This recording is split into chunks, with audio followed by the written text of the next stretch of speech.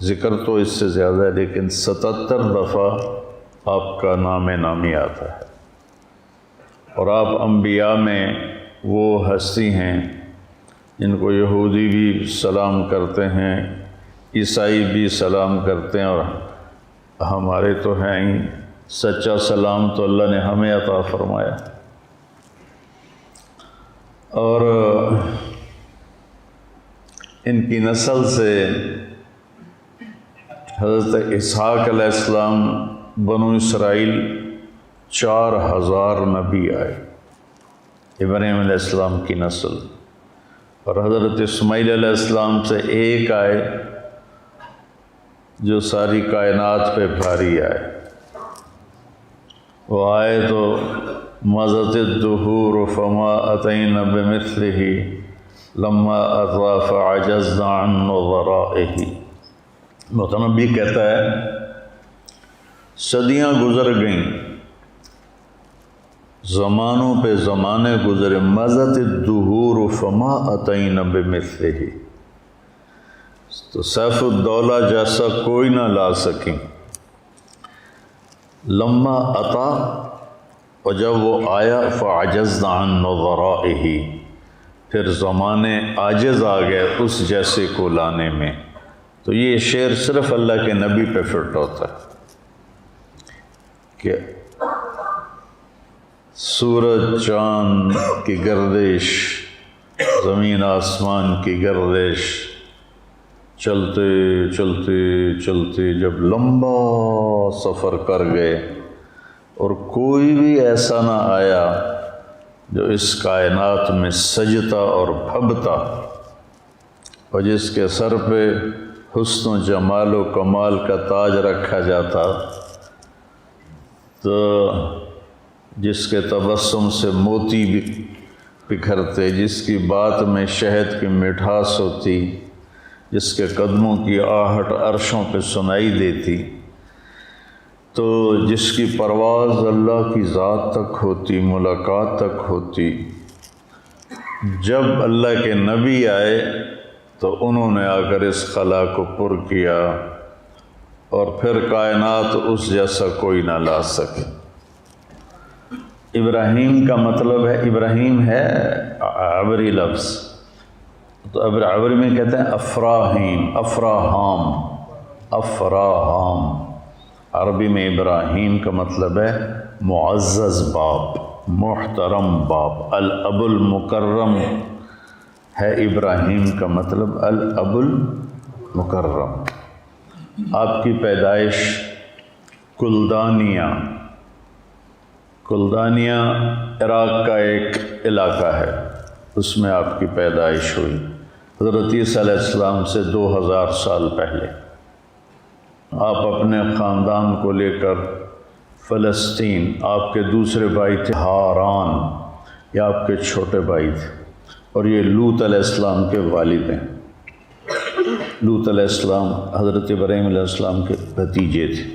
84 سال کی عمر ہو گئی، بچہ نہیں ہوا سارا سے، تو مصر کے بادشاہ نے اپنی بیٹی نکاح میں دی، ہاجرہ علیہ السلام، تو کوئی 86 سال کی عمر میں آپ کو اللہ نے بیٹا عطا فرمایا، اور آپ 60 سال مانگتے رہے، رب ہب لی من الصالحین، رب ہب لی من الصالحین، 60 برس، اور اللہ نے بیٹا دیا۔ بڑھاپے کی اولاد دل پہ چھا جاتی ہے، ویسے بھی اولاد الولد مجبنۃ مبخلۃ، تو لیکن بڑھاپے کی اولاد تو دل کو پکڑ لیتی۔ حضرت سارہ کے دل میں ایک چڑ پیدا ہو گئی کہ اس نئی نویلی کا بیٹا پیدا ہو گیا، میں اتنے عرصے سے ساتھ میرا نہیں ہوا، تو اصل تو اللہ کی مشیت تھی، کہنے لگے اس کو میری نظروں سے دور کرو۔ تو حضرت ابراہیم علیہ السلام بہت پریشان ہوئے، یہاں کچھ دن تو وہ انکار کرتے رہے، پھر جبریل آ گئے کہ اللہ فرما رہے ہیں جیسے سارا کہہ رہی ہے ویسے کیا جائے، اپنے بچے اور بیوی کو لے کے نکل جاؤ۔ میں کہا کدھر جاؤں؟ کہ جبریل آ کے راستہ بتائے گا۔ جبریل انسانی شکل میں اونٹنی پہ سوار آگے آگے اور حضرت ابراہیم علیہ السلام پیچھے پیچھے، سارا، اسماعیل، ابراہیم علیہ السلام، 1 مہینے کا سفر۔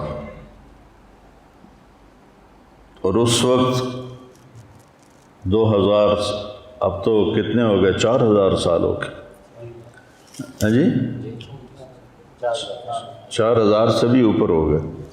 4000 سال پہلے سوچو، میں گیا ہوں اردن، فلسطین ایک ہی تھا، کوئی آب و دانہ نہیں ہے، خشک پہاڑیاں ہیں۔ کیا منظر ہوگا، جوں جوں فاصلہ بڑھ رہا ہوگا، ابراہیم علیہ السلام کے دل پہ کیا گزر رہی ہوگی، کیا دل میں اندیشے ہوں گے۔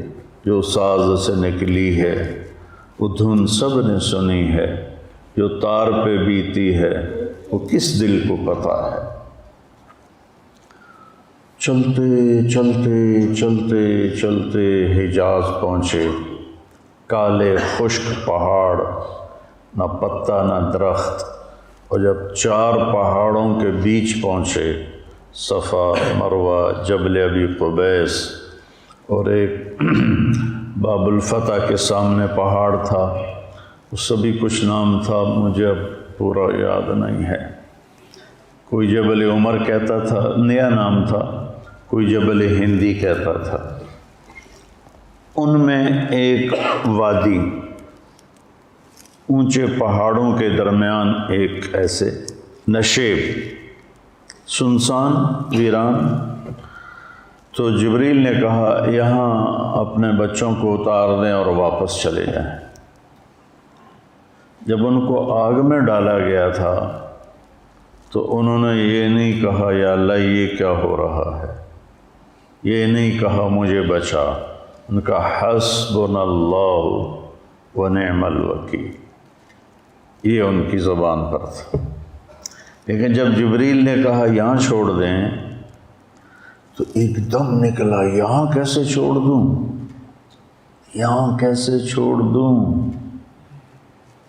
ابراہیم کے قد و قامت، انا دعوت ابی ابراہیم، میرے نبی کہہ رہے ہیں میں اپنے باپ ابراہیم کی دعا ہوں، اور اللہ کہہ رہے ہیں ان ابراہیم کان امتا قانتا للہ، ابراہیم ایک بہت بڑے سردار اور قائد تھے اور اللہ کے سامنے جھکنے والے تھے، حنیفہ، کسی کی طرف ان کا رخ نہیں تھا سوائے اللہ کے، وَلَمْ يَكُ مِنَ الْمُشْرِكِينَ، شرک سے تھوڑا سا شرک بھی نہیں تھا، شرک سے پاک۔ لم یکن، کوئی لم یکو، جب لفظ چھوٹا ہوتا ہے تو مطلب بھی اس کا چھوٹا ہو جاتا ہے، کہ باریک سے باریک تار بھی کوئی شرک کا اندر نہیں تھا۔